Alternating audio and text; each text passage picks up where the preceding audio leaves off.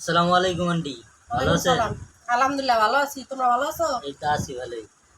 আপনাদের গ্রামের বাসা কই? এখানে নদী আসছেন মনে হয়। হ্যাঁ, আমরা এই যে 1 তারিখে আসছি এই বাসায়। তো গ্রামের বাসা কই? আমাদের বাড়িতে রংপুরে। আহ, আপনারা তো আসলে মুভিজ, রংপুরের মানুষ যেহেতু মুভিজ বলে,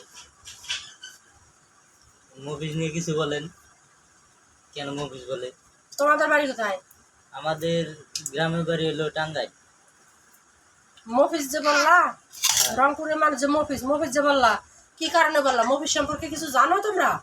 জানি না, এমনিতে মানুষ বলে সেজন্য বললাম। আমরা তো আগের থেকে জানি যে রংপুরের মানুষকে মুভিজ বলে।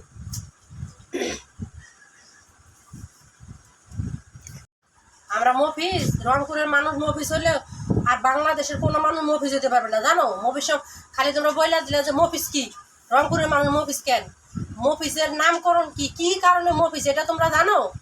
মফিজ যে কি কারণে এটা তো জানি না।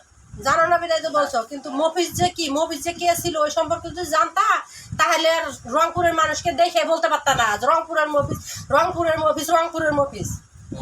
মফিজ কি ছিল জানো? মফিজের কিছু ছিল না, সে একজন সামান্য ড্রাইভার ছিল। ড্রাইভার থেকে তার বাবা একটু কিছু সয় সম্পত্তি ছিল, সেটা বিক্রি করে গরিব দুঃখী মানুষের জন্য সে একটা বাস কিনে নিয়ে আসলো। সেই বাসে সেই গ্রামের অসহায় মানুষদেরকে ঢাকা শহরে নিয়ে আসতো, যাতায়াত করতো। তখন কি করতো, একটা বাসে জায়গা হইতো না, তখন ছাদে লোক নিয়ে আসা যাওয়া করতো ওই মফিজ। তখন গরিব গরিব মানুষের ভাড়া দিতে পারতো না, টাকা দিতে পারতো না, তখন তারা কি করতো। তারপরে মফিজ ভাই আমাদের জনদরদি গরিব মফিজ ভাই কি করতো জানো? পরে ওই ছাদে করে লোক নিয়ে আসা যাওয়া করতো। তখন গাড়িতে যে সুপারভাইজার থাকে, সেই সুপারভাইজার ছাদের ওই ভাইদেরকে ডেকে বলতো, মানে এমনিতে খুব হাসি মুখে এমনিতে ঠাট্টা করে বলতো, এই ছাদে কয়জন মফিজ আছিস রে, এই কথা বলতো। এই কথা শুনতে শুনতে তখন থেকে কি হইলো, রংপুরের মানুষকে মানুষ মফিজ বলা শুরু করলো, বুঝছো? এটা হচ্ছে এই যে মফিজ। কিন্তু ওই রকম মফিজ হওয়ার মতো মনে হয় সারা বাংলাদেশে আর একটা মফিজ হইতে পারবা না, বুঝছো?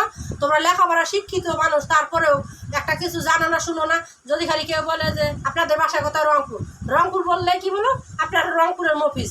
আরে মফিজ হলেও মফিজ হওয়ার কি কোনো যোগ্যতা তোমাদের আছে? এরপর থেকে কখনো জানি না শুনি কারোর মুখে, বা যে কোনো কেউ কার কখনো বলবো না যে আপনার রংপুরের মফিজ, বুঝছো? আচ্ছা আন্টি, ভুলটা ধরিয়ে দেওয়ার জন্য ধন্যবাদ।